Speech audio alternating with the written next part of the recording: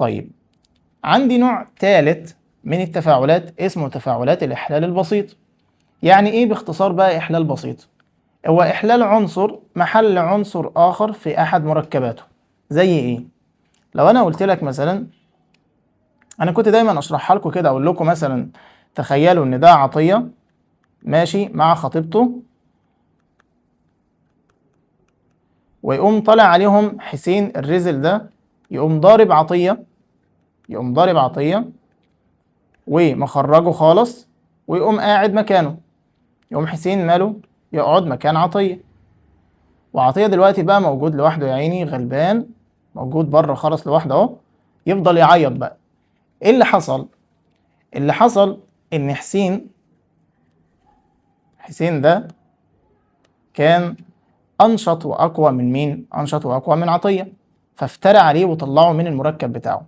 يبقى باختصار عملية إحلال، كلمة إحلال معناها إن واحد هيشيل التاني. تمام؟ لو قلنا إنه بسيط فمعناها إن واحد هيشيل التاني من مركبه وخلصنا. لكن عندي نوع تاني اسمه مزدوج. المزدوج ده بقى بيبقى اتنين بيقعدوا مكان بعض، لما نجيله نبقى نوضح.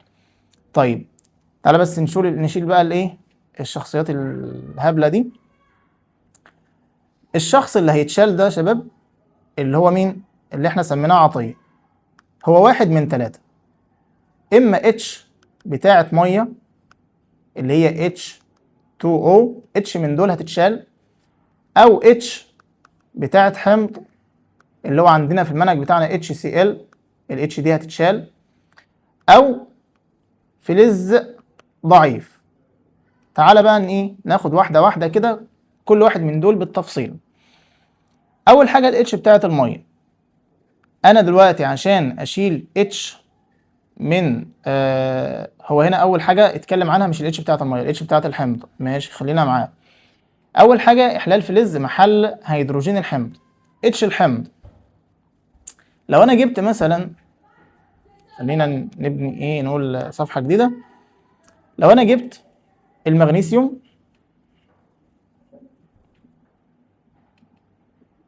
وفعلته مع ال HCl اللي هو حمض الهيدروكلوريك، فالمغنيسيوم انشط من ال H بتاعه الحمض، فيقوم يشيل ال H ويقعد مكانها.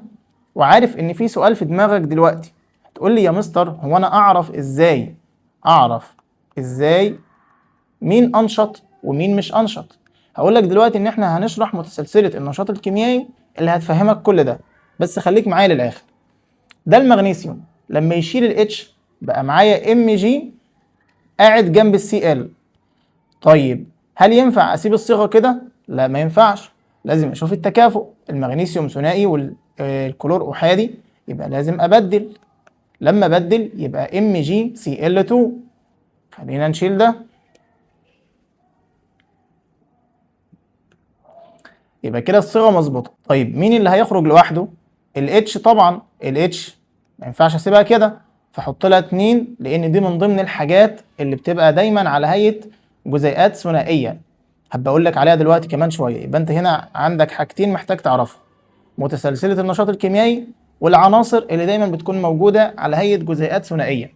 انا عندي قدامي 2 منهم، Cl2 والH2.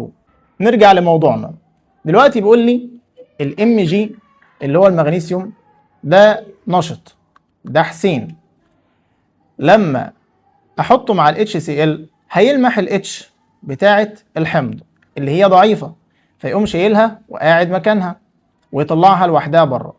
طيب التفاعل ده لما بيحصل في الحقيقه، بيقول لك اول ما بضيف المغنيسيوم بيحدث تفاعل سريع وفوري، وتتكون فقاعات غازيه، وعند تقريب شظيه مشتعله من فوائد الانبوبه اللي هي عود كبريت يعني، يشتعل الغاز المتصاعد بفرقعه. ده مين الغاز المتصاعد؟ الاتش طالع بقى متضايق وعمال يخبط في الانبوبه عشان المغنيسيوم خرجه من مكانه.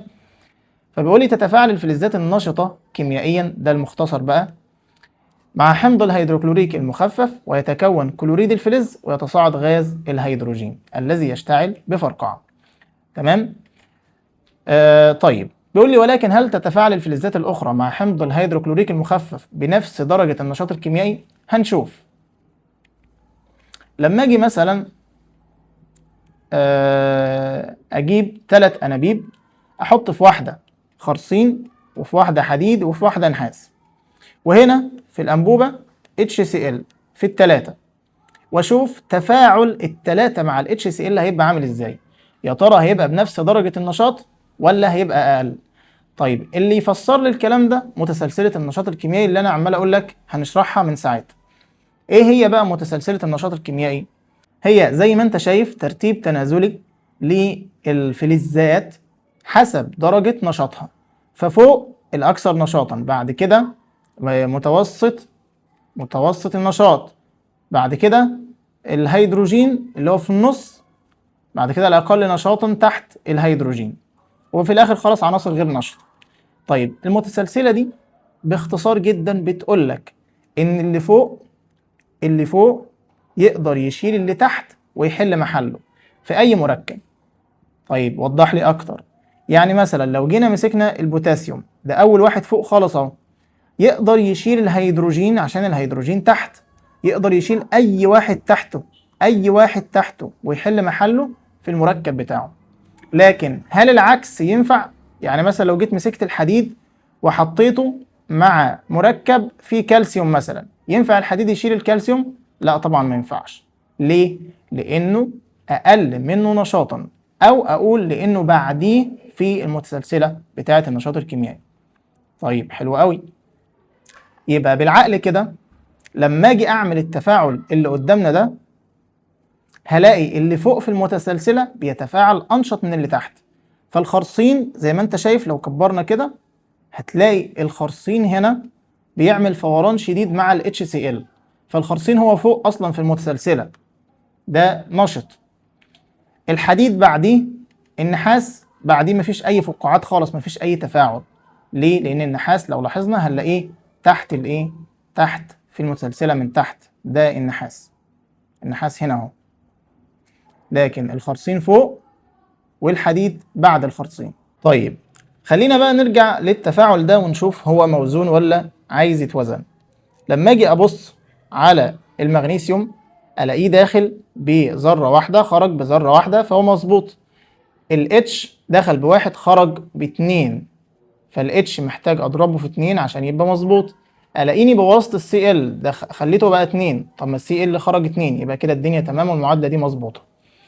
في حاجه قلت لك هقول لك عليها، اللي هي العناصر اللي دايما بتكون موجوده على هيئه جزيئات ثنائيه، اللي هم هجمعهم لك في كلمه هنا كف بري. اله هيدروجين، خلينا هيدروجين H2، النون نيتروجين N2، الألف أكسجين O2، الكاف كلور Cl2، الف فلور F2، الب والر دولت Br اللي هو البروم Br2، اليود I2. دول 7 مركبات، 7 عناصر سوري، موجودين دايما على هيئة جزيئات ثنائية لو كانوا موجودين لوحدهم، لكن لو موجودين جوه مركب مش شرط ان هم يكون تحتهم 2. طيب يا شباب احنا كده عرفنا ان انا عندي اول نوع اتحاد مباشر، وده معناه ان عنصر يتفاعل مع عنصر لتكوين مركب. تاني نوع كان الانحلال، وكان معناه ان افكك مركب بالحرارة لعناصر ابسط منه. وعرفنا ان عندي الاكسجين لما يتصاعد من الانبوبة بيزيد توهج عود ثقاب مشتعل، وثاني اكسيد الكربون بعرف ان هو خرج من الانبوبة لو عكر ماء الجير الرائق. النوع الثالث من التفاعلات كان الاحلال بسيط، وقلنا انه عنصر نشط يحل محل عنصر اقل منه نشاطا في محلول احد مركباته. وقلنا ان العنصر اللي هيتشال ده هيكون واحد من 3، قلنا هيكون اما اتش بتاعة مية او اتش بتاعة حمض او فلز ضعيف. طيب عرفنا اتكلمنا عن الاتش بتاعة الحمض، وقلنا يا جماعة اللي هيشيل الاتش ده لازم يكون واحد نشط من فوق من المتسلسلة من فوق، عشان يكون قوي كفايه ان هو يشيل الاتش بتاعه الحمض.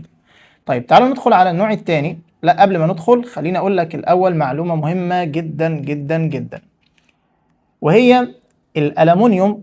بص كده، رغم ان الالومنيوم فوق في المتسلسله هنا، الالومنيوم فين؟ الالومنيوم اهو. رغم ان الالومنيوم فوق الخرسين، الا ان الخرسين بيتفاعل اسرع من الالومنيوم. ليه بيتفاعل اسرع؟ تعال اقول لك. لما اجي ابص على تفاعل الالومنيوم مع حمض الهيدروكلوريك، الالومنيوم بيتكون عليه طبقه من اكسيد الالومنيوم. عارف لما يبقى عندك معلقه الومنيوم او حله الومنيوم وتلاقي مع الوقت تكون عليها طبقه من البهتان كده، بدات تبهت؟ اي طبقه البهتان دي بنسميها اكسيد الالومنيوم، اللي هو بمعنى صح الالومنيوم اتاكسد، اتفاعل مع الهواء بتاع الجو، والهواء فيه اكسجين، فالالومنيوم اتاكسد. فبدل ما كان الومنيوم نقي، بقى الومنيوم عليه طبقه من الاكسيد اسمها Al2O3، ده اكسيد الالومنيوم. الطبقه دي بتعمل عزل ما بين الالومنيوم وبين ال HCl، فعلى ما ال HCl يتفاعل مع الالومنيوم الطبقه دي بتاخد وقت على ما تتاكل، وده اللي بيأخر تفاعل الالومنيوم عن الخرسين. يبقى لما يسألني ليه يا عم احمد الخرسين اسرع من الالومنيوم رغم ان الالومنيوم قبليه في المتسلسله، اقول له والله بسبب تكون طبقه اكسيد الالومنيوم، واديله رمزها اللي هي Al2O3، ودي بتاخد وقت وبتعمل كعازل على ما ال HCl على ما تتاكل، على ما ال HCl يتفاعل مع الالومنيوم. تمام؟ حلو قوي. تعالى بقى ندخل على النوع الثاني اللي هو احلال فلز محل هيدروجين الميه. والموضوع بقى بسيط، انا بقيت فاهم ان انا هحط عنصر هيشيل الاتش. طيب لما اجي دلوقتي ابص مثلا على الصوديوم، ده التفاعل قدامك. لما امسك قطعه صوديوم احطها في الميه، هيبدا التفاعل بالشكل اللي قدامك ده. المفروض ان هو بيكون تفاعل شديد جدا، وبيكون مصحوب بحراره وفرقعه. فبيقول لي اول حاجه هتلاحظها ان الصوديوم بيطفو على سطح الميه لان كثافته اقل من كثافه الميه.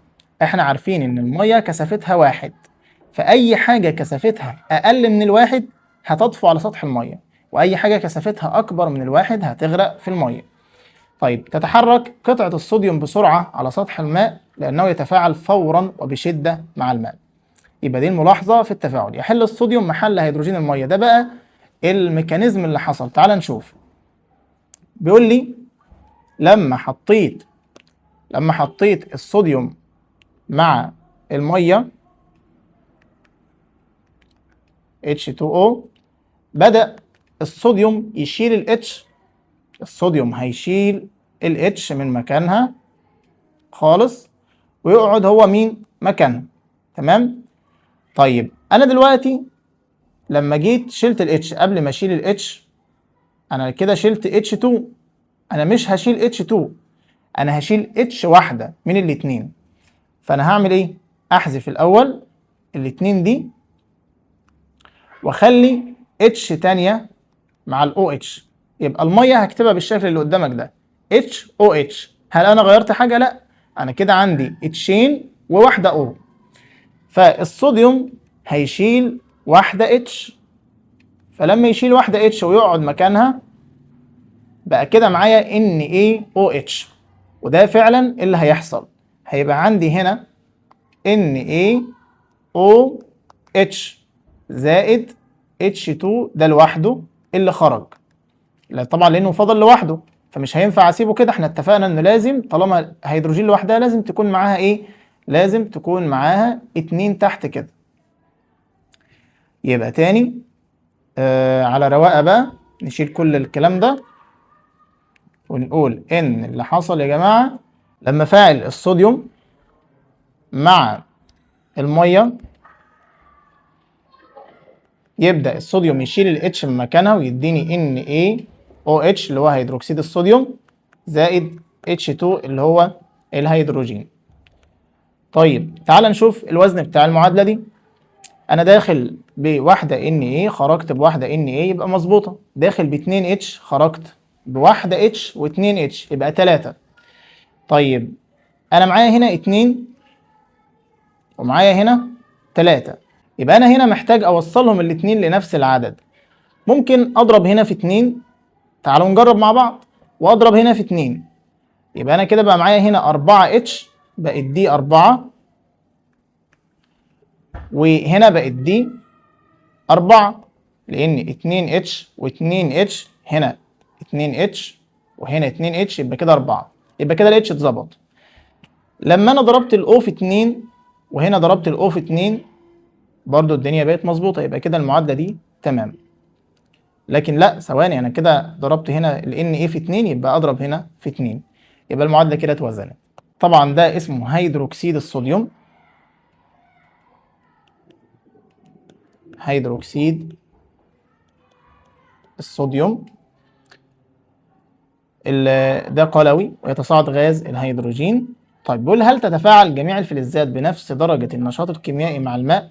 طبعا هنا هيت ممكن تكتبها برضو ان التفاعل بيكون مصحوب بحرارة، لانك لو مسكت الكاس بتاع المية ده بعد التفاعل هتلاقيه سخن جدا نتيجة تفاعل الصوديوم مع المية بشدة. فبيقول لي هنا تتولد كمية كبيرة من الحرارة عند تفاعل الصوديوم مع المية، مما قد يؤدي إلى اشتعال غاز الهيدروجين المتصاعد أو يسبب انفجار. ولأن الماء لا يستخدم نهائيا في إطفاء حرائق الصوديوم، يجب تجهيز كمية من الرمل الجاف لاستخدامها في حالة الطوارئ. يبقى يجي يقول لك لو حصل حريق صوديوم نطفيه بإيه؟ تقول له نطفيه بالرمل الجاف، أوعى لو استخدمنا المية هننيل الدنيا. طيب السؤال اللي هنا بتاع هل تتفاعل جميع الفلزات بنفس درجة النشاط مع المية؟ تعال نشوف. لو أنا مسكت مثلا زي ما قلنا في متسلسلة النشاط الكيميائي، لو جيت بصيت على المتسلسلة كده بسرعة، تعال نرجع المتسلسلة اهي. لو جيت بصيت على المتسلسلة هلاقي طبعا الحاجة اللي فوق، العنصر اللي فوق بيتفاعل مع الهيدروجين بتاع المية أنشط من العنصر اللي تحت. العنصر اللي فوق طبعا هيتفاعل أنشط وأسرع من العنصر اللي تحت. فمش كل الفلزات بنفس النشاط، لا، بنرجع لمتسلسلة النشاط الكيميائي برضو زي هيدروجين الحمض بالظبط. طيب بيقول لي يتفاعل فلز الصوديوم فورا وبشدة. لو انا جيت حطيت فلز صوديوم مع المية، مع مية باردة، يحتاج المغنيسيوم الى كمية بطاقة حالية بالتفاعل مع الماء. هنا بيقول لي هحط شريط مغنيسيوم في مية باردة وحط حتة صوديوم او قطعة صوديوم في مية باردة. هتلاقي المغنيسيوم ما بيتفاعلش مع الماء البارد تلقائيا، وانما لازم نسخنه. لكن الصوديوم بيتفاعل فورا وبشدة عشان هو انشط من المغنيسيوم. تمام. طيب يبقى احنا كده خلصنا من اول نوعين اللي هم قلنا اتش ميه او اتش حمض. طيب لو فلز ضعيف محل فلز ضعيف تاني، لو فلز قوي هيشيل محل مش عارف اتكلم، لو فلز قوي هيشيل فلز ضعيف ويقعد مكانه. تعال نشوف مركب مثلا زي اللي عندك ده، مركب كبريتات النحاس. ده مركب كبريتات النحاس لونه ازرق، وده الخرسين. هحط قطعة خرسين في مركب كبريتات النحاس. الخرسين انشط من النحاس حسب المتسلسلة، لو رجعت لها هتلاقي الخرسين فوق لان مكسل ارجع الصراحة. فالخرسين يشيل النحاس ويقعد مكانه، فساعتها الخرسين يتفاعل مع الكبريتات والنحاس يقعد يعيط بره لوحده. اللي حصل ايه؟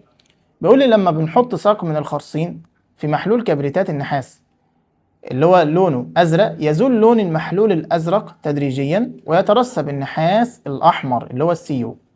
يحل الخرسين اللي هو النشط محل النحاس في محلول كبريتات النحاس.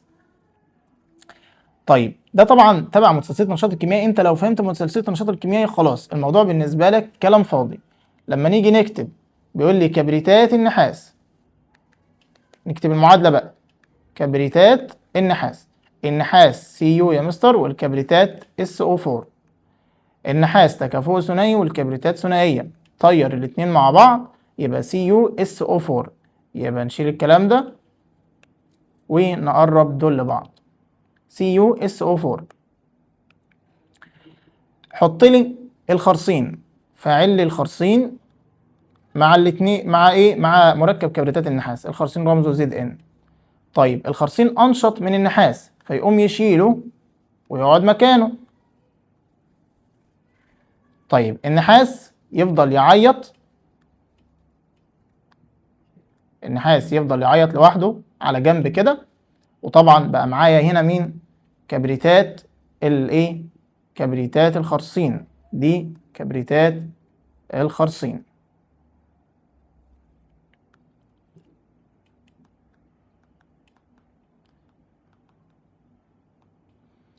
زائد سي يو، ده طبعا لونه احمر فهيترسب. وهنا احنا طبعا عارفين ان هنا كان سي يو اس او 4 وهنا زد ان. تمام. لو جينا بصينا المعادله اصلا موزونه، يسالني هنا ايه اللي حصل، اقول له الخرسين شال النحاس عشان الخرسين انشط منه حسب متسلسله النشاط الكيميائي، واداني طبعا كبريتات الخرسين اللي هي عديمه اللون، والنحاس بدأ يترسب بلون أحمر في أرضية المحلول زي ما أنت شايف كده. ده التفاعل قدامك، النحاس بدأ يترسب في الأرضية كده وعلى اللوح بتاع الخرسين، وفضل اللون بدأ يزول بالتدريج. طيب، حاجة بقى بنشوفها كلنا في البيت، بقول لك الأدوات المصنوعة من الفضة ممكن تفقد بريقها مع الوقت وتتكون طبقة سوداء من كبريتات الفضة، كبريتيد الفضة، وعشان كده ممكن ننضفها بإننا نحطها في مية مغلية وعليها بيكربونات الصوديوم وقطعة من ورق الألمونيوم، لأن الألمونيوم أنشط كيميائيا من الفضة في إن هو يحل محلها. تعال بقى أفهمك إيه اللي بيحصل يا معلم في الرحلة دي. دلوقتي ده معلقة من الفضة، الفضة AG، والفضة دي تحت خالص في المتسلسلة، يعني أقل نشاط من الإيه؟ من الهيدروجين. طيب دلوقتي الفضة بدأت تفقد بريقها بسبب ان هي بتتأكسد وكلام من ده، فانا عايز اخلي الالومنيوم اللي هنا، الالومنيوم اللي في الفويل، يحل محل الفضة اللي في المعلقة. فايه اللي بيحصل؟ طبعا لو انا حطيت الالومنيوم وحطيت مية، لو حطيت H2O، فالالومنيوم نشط، صح كده؟ صح جدا. فهيحل محل الاتش ويسيب الفضة، ومش ده اللي انا عايزه. انا عايز الالومنيوم يحل محل الفضة اللي موجودة على مين؟ على المعلقة. فبدل ما تحط O يا معلم، بدل ما تحط O حط لي NaCO3، Na2CO3، اللي هو كربونات الصوديوم او بيكربونات الصوديوم، حاجة من الاتنين. طيب لما احط كربونات الصوديوم، الصوديوم انشط من ال Al، فال Al مش هيقرب ناحيته، تمام؟ لكن هيلاقي الفضة فهيقوم رايح مين؟ يحل محل الفضة.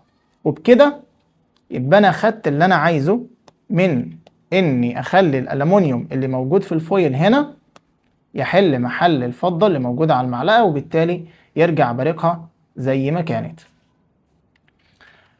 طيب، بيقول لي يبحث الكيميائيون عن أنماط تحدث بها التفاعلات الكيميائية، فالتفاعلات الكيميائية ليست عشوائية بل تتبع أنماطا يمكن التنبؤ بها، مثل نمط الاتحاد أو الانحلال أو الإحلال.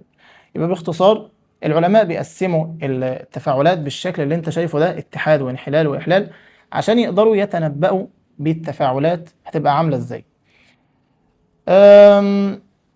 تعالى نلخص كل اللي احنا قلناه عشان أنا تعبت صراحة. أول نوع كان الاتحاد المباشر، وده عنصر بيتحد مع عنصر عشان يكون مركب. تاني نوع كان الانحلال، وده عنصر بيتفكك بالحرارة لعناصر أبسط منه زي أكسيد الزئبق وزي كربونات الكالسيوم. تالت حاجة كان الإحلال البسيط، وده عنصر نشط بيحل محل عنصر تاني أقل نشاطا. وقلنا عندي 3 حالات للعنصر اللي هو الإيه اللي بيتشال ده، إما اتش مية، إما اتش حمض، إما فلز أقل نشاطا. طيب رابع حاجة، رابع نوع بقى خالص، الإحلال المزدوج. هناك كنت بقول لك إن حسين كان بيشيل عطية، بيبلطج على عطية ويشيله. هنا بقى حسين أهو وعطية أهو، هما الاتنين بيبرموا اتفاق مع بعض. يا عم الحاج لا تبلطج عليا ولا بلطج عليك، أنت تاخد الشق اللي معايا وأنا آخد الشق اللي معاك، يعني أنت تيجي مكاني وأنا أجي مكانك باختصار. فده بسميه تبادل مزدوج. تبادل مزدوج لان احنا بنتبادل الايونات بيننا وبين بعض. طيب حلو قوي. التفاعل ده لازم يتم بين مركبين، زي ما انت شايف كده، ده مركب يعني شقين وده مركب. طيب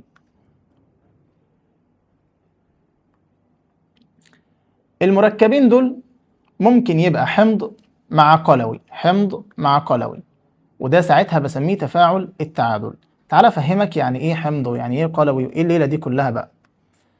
الحمض يا صديقي حمض زائد قلوي. الحمض دايما هتلاقيه بيبدأ ب H ما عدا ال H2O. احنا عارفين ان دي الميه، استثني لي اي مركب، يعني بص استثني الميه واي مركب تاني هتلاقيه بيبدأ ب H يبقى على طول حمض. زي مين؟ زي ال HCl، زي ال H2SO4. لكن القلوي هتلاقيه دايما بينتهي ب OH، هو عبارة عن شقين، فعندي شق موجب والشق السالب دايما بينتهي ب OH. الحمض الشق موجب بتاعه H وبينتهي دايما بشق تاني بقى ايا يكن HCl H2SO4. طيب الملح، عندي حاجة تانية اسمها ملح. الملح ده لا بيبدأ ب H ولا بينتهي ب OH. يعني مثلا حاجة زي ال NaCl يبقى شق موجب وشق سالب بس ما فيهوش H ولا OH. هنا القلوي زي ال NaOH مثلا. يبقى انت كده عرفت يعني ايه حمض ويعني ايه قلوي ويعني ايه ملح. تعال بقى نشوف.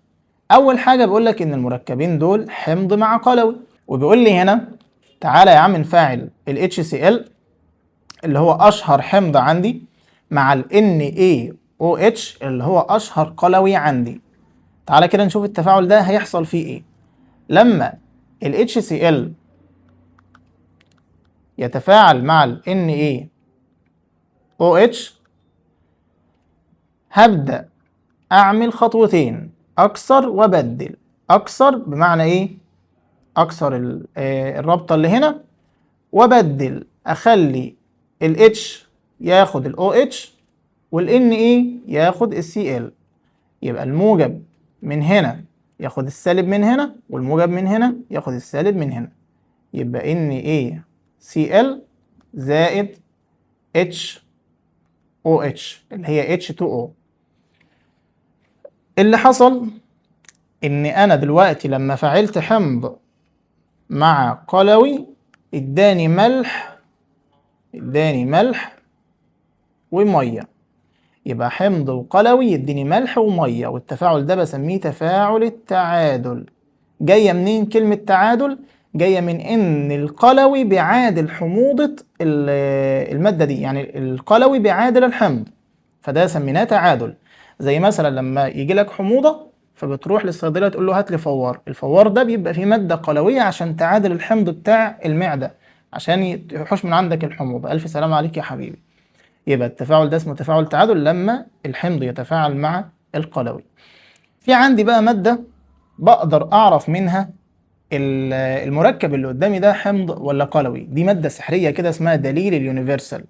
دليل اليونيفرسال ده بحطه على الماده، لو اداني لون زي اللي انت شايفه ده يبقى المادة حامضية، لو اداني لون تاني يبقى مادة قلوية. يعني بص، لو اداني اخضر يبقى محلول متعادل، اداني درجة من درجات الاحمر يبقى المحلول حمضي، اداني درجة من درجات الازرق يبقى المحلول قلوي. وهنشوف الكلام ده كمان شوية. ادي بص، الاخضر متعادل في النص اهو. هنبدأ نروح للاحمر واحنا رايحين من الاصفر للاحمر كده، ده ايه؟ حمض. واحنا رايحين من الاخضر للازرق ده قلوي. ده الدليل بتاع اليونيفرسال. بيقول لي لما بتحطه في محلول ما يتلون المحلول بلون يتوقف على درجة قلوية أو حمضية المحلول. فالصوديوم محلول هيدروكسيد الصوديوم قلوي شفاف عديم اللون ويتلون غالبا بلون بنفسجي عند إضافة دليل اليونيفرسال إليه. بإضافة حمض الهيدروكلوريك المخفف أبدأ بقى أحط عليه هيدروكلوريك مخفف، هيبدأ يتغير لونه للون الأخضر وتسمى تلك الحالة نقطة التعادل. شوف، بعد ما كان هيدروكسيد الصوديوم قلوي وكان مديني لون بنفسجي، هبدأ أحط عليه ال HCl هيعادل القلوية بتاعته دي، فهيخليه يرجع للإيه؟ للون الأخضر. مع إضافة المزيد من حمض الهيدروكلوريك أبدأ أزود الحمض فهيبدأ يتحول تدريجيا للأصفر للبرتقالي ثم الإيه؟ الأحمر، يبدأ يروح للناحية دي. تمام. تمام، اتمنى تكون متخيل معايا اللي بيحصل دلوقتي. هيدروكسيد الصوديوم ده ماده قلويه مديه لون بنفسجي، وانا عارف ان الحمض لما هحطه على اللون البنفسجي ده هيعادله، فهيخليه باللون الاخضر بقى زي الميه كده. طيب ابدا ازود الحمض، اكتر حمض اكتر حمض، فهيبدا المحلول يروح للون الاحمر. طيب ادي التفاعل قدامك اهوت، وانا كتبت لك التفاعل فوق. تعال نشوف كده اذا كتبناه صح ولا لا. ادي ال HCl مع ال NaOH اداني NaCl زائد H2O. طبعا معايا التفاعل اصلا مظبوط لان ده تبادل مزدوج، بس نحط هنا دايليوتد اللي هو ال HCl طبعا مخفف يعني. حلو قوي. طيب النوع الثاني تفاعل حمض قوي مع ملح لحمض ضعيف. خدها كده تفاعل حمض مع ملح. يلا نفعل حمض مع ملح. انا قلت لك حمض يعني بيبدأ ب H، ملح يعني ما فيهوش لا H ولا OH. لما فعل ال HCl مع ال Na2CO3 اللي هو كربونات الصوديوم، تعالى كده ناخدها لوحدها كده. بيقول لي فاعل لي حمض الهيدروكلوريك اللي هو ال HCl مع اسمه ايه الملح بتاع اسمه كربونات الصوديوم. ايوه، ملح كربونات الصوديوم. لما اجي اكتب كربونات الصوديوم، رمز كربونات الصوديوم الصوديوم Na والكربونات CO3، ده تكافؤها ثنائي وده تكافؤه احادي. نبدل، يبقى هنا هحط هنا 2 وهنا 1. طبعا الواحد ما بيتكتبش، يبقى نشيل الكلام ده ونشيل ده كمان. يبقى Na2CO3. تمام، ده الرمز بتاع كربونات الصوديوم. ابدأ يا باشا خلي ال HCl يتفاعل مع ال Na2CO3. ايه اللي هيحصل؟ نكسر ونبدل، نكسر ونبدل، الموجب ياخد السالب والموجب ياخد السالب.